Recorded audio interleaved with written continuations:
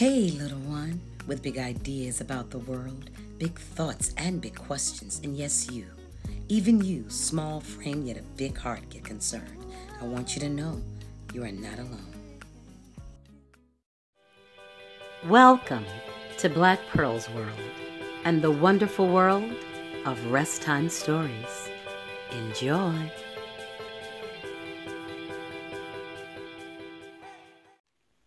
The Moon Over Star by Dianna Aston. Pictures by Jerry Pinkney. Once upon a summer's night in 1969, the moon told me to dream. Like everyone else in America on July 20th, 1969, May's eyes are turned skyward. The eagle is about to land on the moon, the world's very first moon landing. And that landing is something that will inspire young May to make one giant step toward all of the possibilities that life has to offer. A luminous, dramatic picture of that historic moment. This book is also a timeless portrait of the universality and beauty of childhood dreams.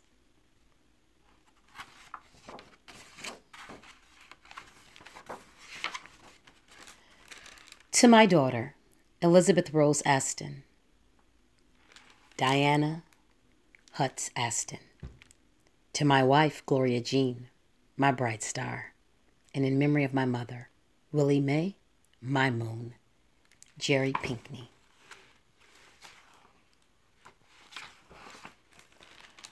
Once upon a summer's morning in 1969, Grandpa led the singing in church, the light of Sunday gleaming on his silvery head. Through the open windows, our voices sailed over Star, our town. Then we bowed our heads and prayed for the astronauts, Neil Armstrong, Edwin Aldrin Jr., and Michael Collins. If all went well, a spaceship would land on the moon today, and I dreamed that maybe one day I could go to the moon too. My Gramps thought the space program was a waste of money, but I knew he was praying for them too.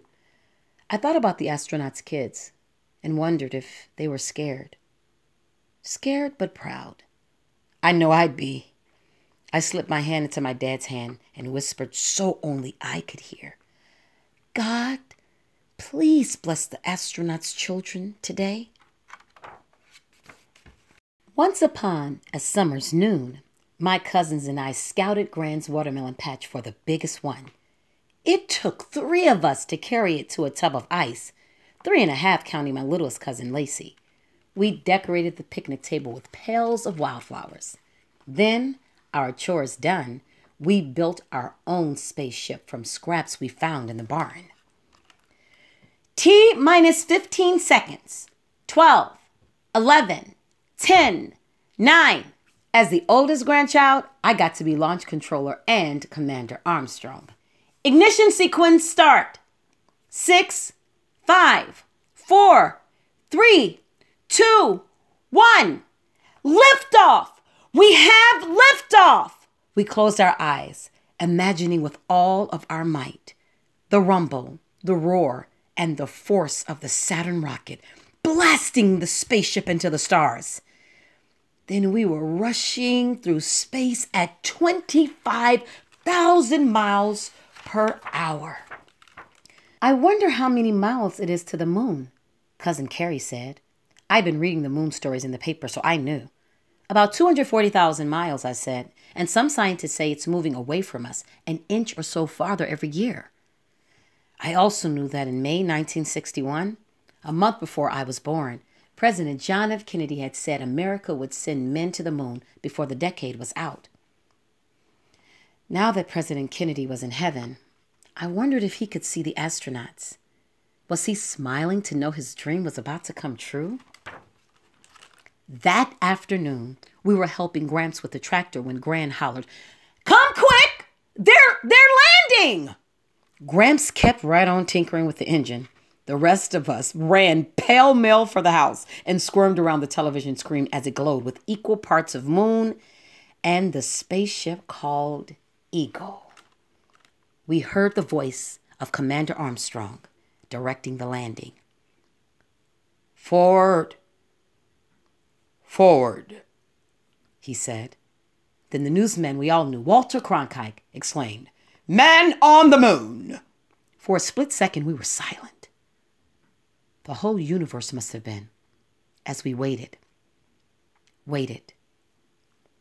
to hear the voice of an astronaut 240,000 miles away. And then, "Houston, Tranquility Base here," Commander Armstrong said. "The Eagle has landed." Boy, did we cheer! All of the cousins and even the grown-ups, all except Gramps. I remembered something he once said. Why spend all that money to go to the moon when there's so many folks in need right here on Earth? Because we can! I almost shouted, but caught myself. I began to wonder then what Gramps' dreams had been. When the crickets began to sing, Gramps took out his pipe. I pulled off his dirt-caked boots for him and stumped around the porch. "Gramps, will you watch it with me tonight? The moonwalk?" "I'm mighty worn out today," he said. "But maybe." Suddenly, I could see how tired he was. Lifetime tired. There were deep lines in his face. A farmer's face. An old farmer's face. "All right, Gramps," I said. "It's okay." Once upon a summer's night in 1969, we spread blankets and folding chairs on the edge of the yard, where the buffalo grass grew thick and soft. The corn stalks whispered while we gazed at the pearly slice of the moon, and the stars gleaming like spilled sugar. What were the astronauts seeing? Right at this very second. Could they see beyond the moon? To Mars? Or Neptune or Jupiter? We passed around a bowl of popcorn. What I could see above me and what I could see in my imagination were better than any picture show. Later on that summer's night in 1969, the television screen flashed with words that gave me goosebumps. "Live from the surface of the moon," and Mr. Cronkite said, "Neil Armstrong, 38-year-old American standing on the surface of the moon on this July 20th, 1969. I didn't know it then, but there were 600 million people the world over watching with me and listening when Commander Armstrong said, "That's one small step for man, one giant leap for mankind." All of us, from New York to Tokyo to Paris to Cairo to Star, and maybe even President Kennedy too. All of us watched it together. The astronauts bounding across the moon like ghosts on a trampoline. I felt a hand on my shoulder. "I reckon there's something to remember," Gramps said quietly. Later, when it was as quiet as the world ever gets, Gramps and I stood together under the moon. "What's mankind?" I asked him. He puffed on his pipe. "It's all of us," he finally said. "All of us who've ever lived, all of us still to come." I put my hand in his. "Just think, Gramps, if they could go to the moon, maybe one day I could too." "Great days," he said. "An astronaut in the family. Who'd have thought?" I smiled in the dark. My Gramps was proud of me. "First airplane I ever saw, I was your age. Was right over yonder," Gramps said, nodding toward the cornfield. "That was something to see, oh boy, something to see." A sigh in Gramps' voice made my heart squeeze. "Keep on dreaming, May," he said. "Just remember, we're here now together on the prettiest star in the heavens." Gramps had looked to the moon all of his life. It told him when to plant and when to harvest. And once upon a summer's night, It told me to dream. Author Dianna Aston, a former journalist and aspiring hot air balloonist, is the author of the acclaimed nonfiction picture books An Egg is Quiet, A Seed is Sleepy, and An Orange in January, among other titles. The mother of 2 children, James and Lizzie. She lives in San Miguel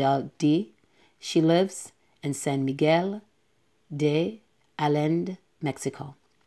Illustrator Jerry Pinkney is one of America's most admired children's book illustrators.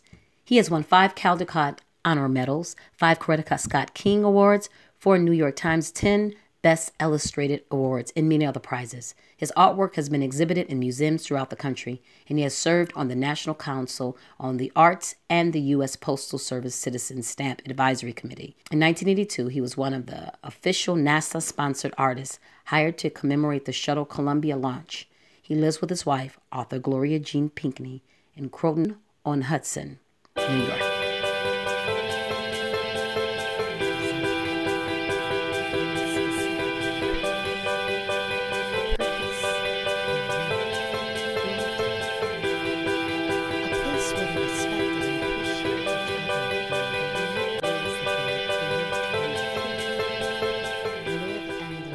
World of rest time stories. It's time to give stress a rest.